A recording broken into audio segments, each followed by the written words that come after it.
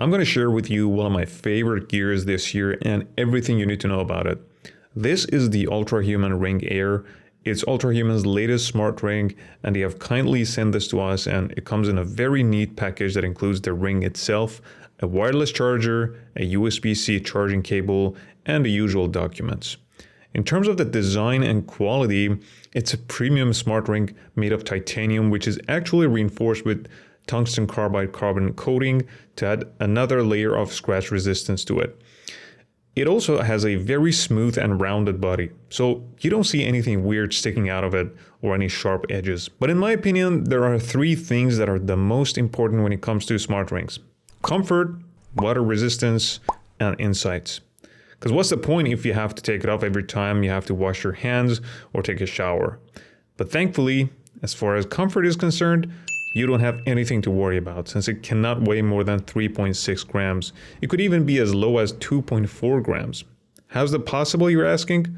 Well, this is a smart ring, which means there are different sizes, and depending on your size, the weight can vary between these two numbers. The thickness, however, remains 8.1 millimeters for all sizes, so a really small footprint. And as far as water resistance goes, you can wear this all day long during showers, swimming, and scuba diving, as it's up to 100 meters water resistant. But they told me that they still don't recommend a prolonged submersion, something like 10 hours.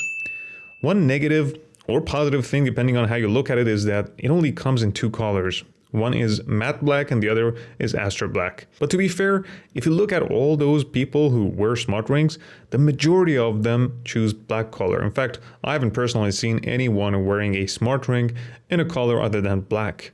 But of course, it's very well possible that this could change in the future and they would introduce other colors as well.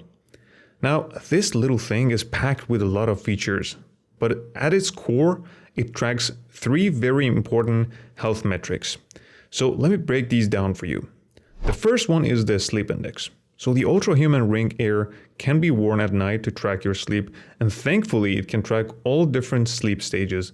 This means that your light, deep, and REM sleep, as well as the times you are awake, will be tracked. Now, the algorithm on Ultrahuman's backend will take into account different factors about your sleep, such as your efficiency, body temperature, the total number of hours you've slept, and a bunch of other metrics to give you your sleep index. So in the app, on the analysis page, I noticed a couple issues. First, you cannot zoom in or scroll through time in the sleep chart, making it really hard to dive deep into the data. And I already reached out to Ultrahuman's team, and they showed me that this feature is already available on iOS and will be available on Android too. The second one is that the only number you get related to your SpO2 levels is an average value, but ideally you'd want to see a chart plus the total amount of time with SpO2 levels below 90%. But since it seems like they have a very active development team, I'm sure they'll improve both of these features, if not exactly the same improvement ideas that I just told you. The second very important metric is the recovery score. Just like the sleep score, this one also takes several factors into account using different sensors. So this calculation depends on your resting heart rate, HRV, temperature, sleep quality, and your movement. So you can think of this as your overall well-being score. But what happens when, despite the insights and nudges from the ring, you're constantly getting suboptimal recovery scores? Well, here's the great part. With the Ring AIR, you also have access to performance coaches on the app to help you understand your data better. The app also has a robust library of content, including workouts and meditation and breathing exercises to help you improve your overall well-being.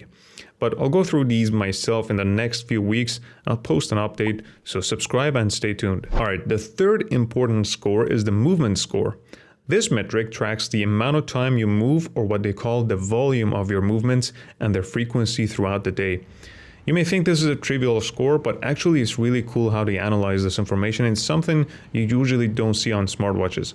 So it's not just how much you move and its cumulative calorie burning effects alone, but rather how often and how much you move together.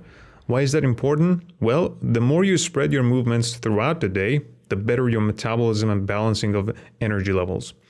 In other words, the more you move and the more often you move, the better score you get. And by moving, I don't just mean walking, because you can do your workouts too.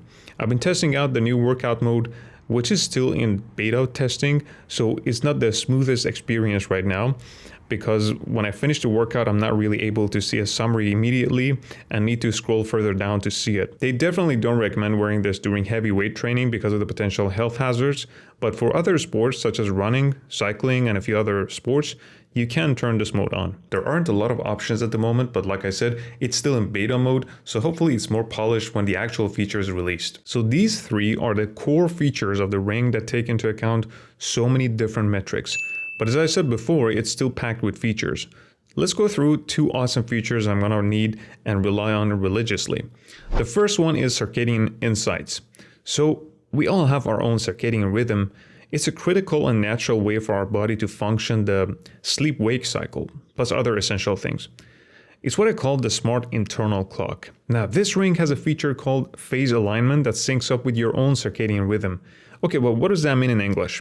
Well, the accompanying app can prompt you when exactly to take advantage of sun exposure or exercise. You're also going to be able to know when you're in the circadian dead zone, which means sunlight exposure will have minimal benefits when it comes to regulating hormones and improving rhythm. This feature is also very useful for jet lag, by the way. And this next one is probably my favorite. So imagine if the app could tell you when you could drink your coffee so that it wouldn't affect your sleep quality.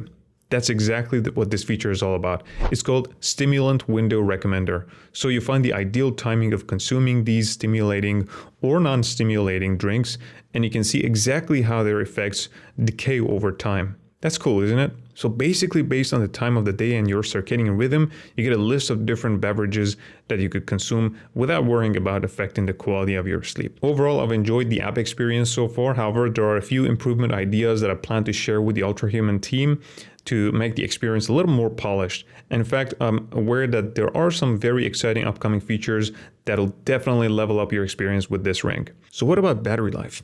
Well, the ring is supposed to have 4 to 6 days of battery life, so it's pretty cool that you can just put it on and forget about it and charge it once a week. And the charging shouldn't take more than 1.5 to 2 hours. Remember a couple of things though. The first time your ring will have very little charge and you should charge it for around 30 minutes before pairing it to your phone. And also remember that the first time charge can take longer. At least for me, the first time it took over 3 hours to charge. Now at this point, you're probably wondering, why not just buy a smartwatch instead?